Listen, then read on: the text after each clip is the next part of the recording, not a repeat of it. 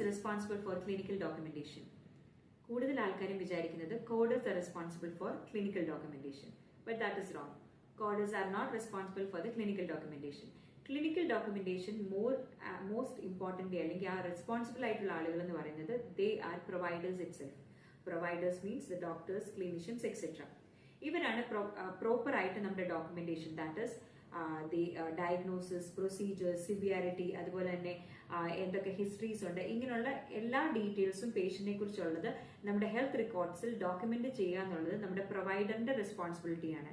And the CDI specialist, they can help the providers to improve the documentation.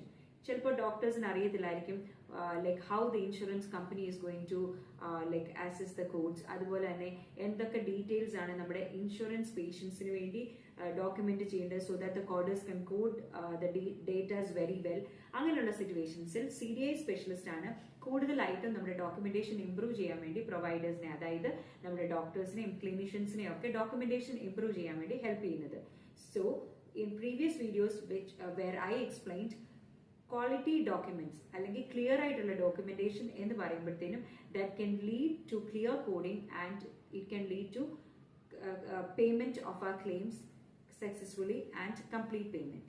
So always make sure that your documentation is clear and you have to inform, അതായത് CDI സ്പെഷ്യലിസ്റ്റിനെ കുറിച്ചോ അല്ലെങ്കിൽ നിങ്ങളുടെ ഓർഗനൈസേഷനിൽ എങ്ങനെയാണ് അത് practice ചെയ്യുന്നത് അതിനനുസരിച്ച് നിങ്ങളുടെ പ്രൊവൈഡേഴ്സുമായിട്ട് കമ്മ്യൂണിക്കേറ്റ് ചെയ്ത് ഡോക്യുമെന്റേഷൻ ക്ലിയർ ആക്കി വെക്കുവാൻ ട്രൈ ചെയ്യുക.